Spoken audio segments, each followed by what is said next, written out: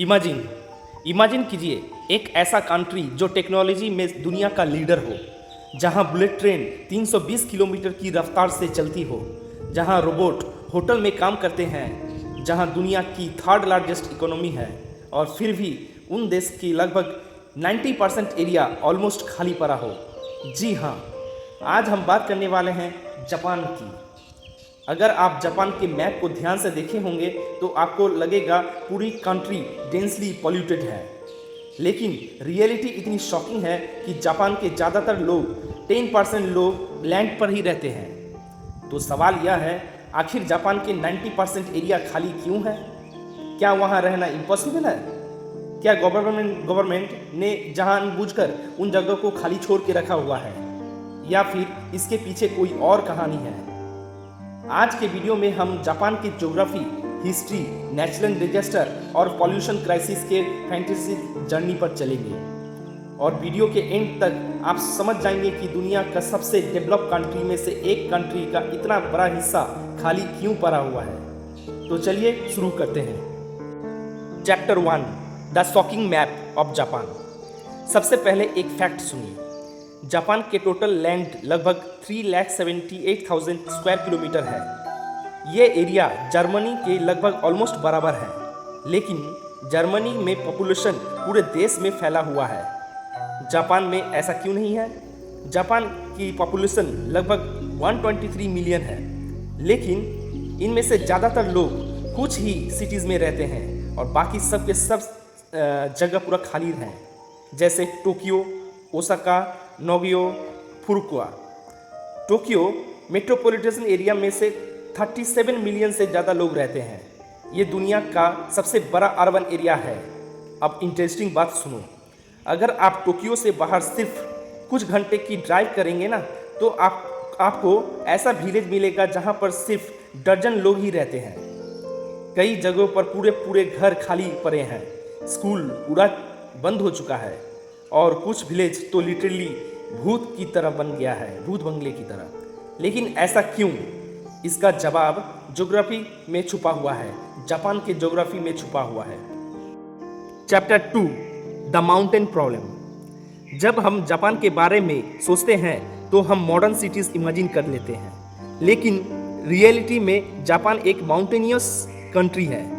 लगभग 73% Japan mountain से covered है, मतलब पूरे देश के 3/4 हिस्सा पहाड़ों और भर से भरा हुआ है।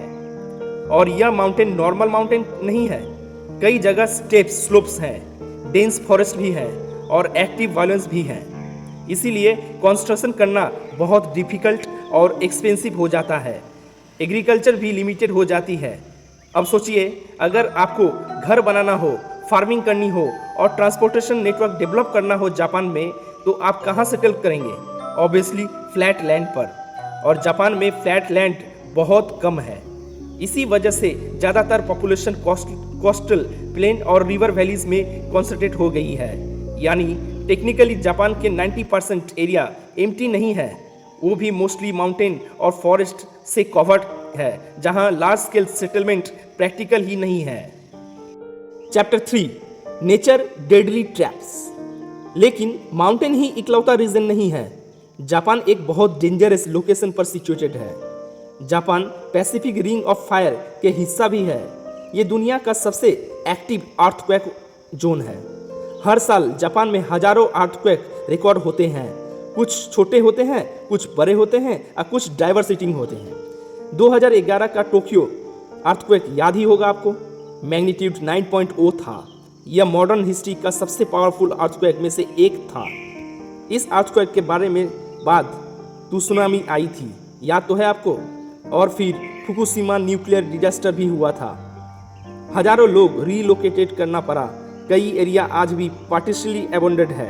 सिर्फ अर्थक्वेक ही नहीं, जापान के टाइफोन्स, लैंडस्लाइड और वायलोनिक एनवायरमेंट्स भी कॉमन है।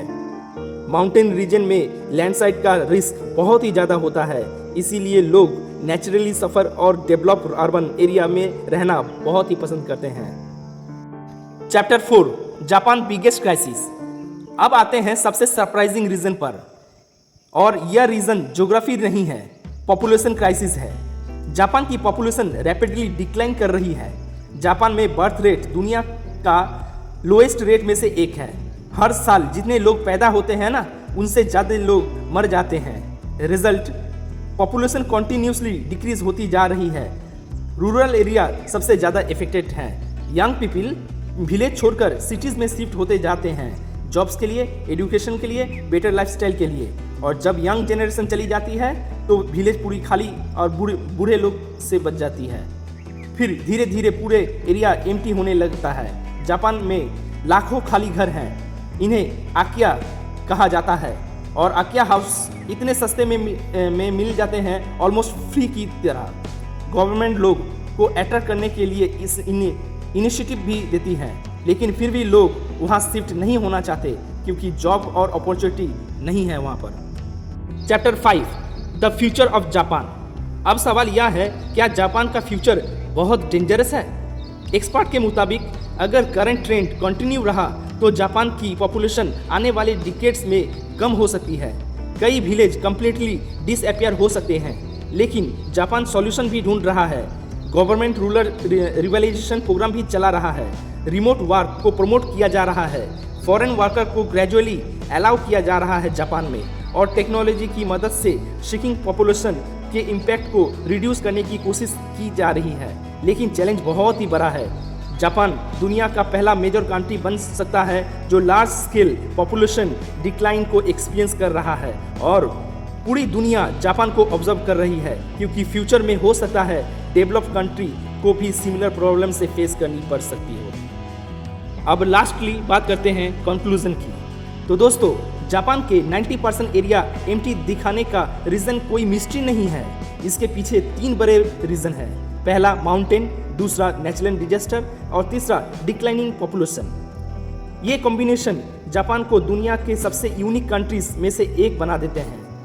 एक तरफ अल्ट्रा मॉडर्न सिटीज़ और दूसरी तरफ साइलेंट विलेज। एक तरफ क्राउडेड टोक्यो और दूसरी तरफ पूरे के पूरे एबंडेंट टाउन। और शायद इसी कॉन्ट्रास्ट की वजह से जापान इतना फैसिनेटिंग लग रहा है। अगर आपको यह वीडियो इंफॉर्मेटिव लगा हो तो ये वीडियो को लाइक करें, चैनल को सब्सक्राइब करें और फॉलो करें। कमेंट करके अपना सुझाव दें। आपको जापान का कौन सा फैक्ट सबसे ज़्यादा शॉकिंग लगा, कमेंट करके बताएं। Thank you for watching. See you in the next video.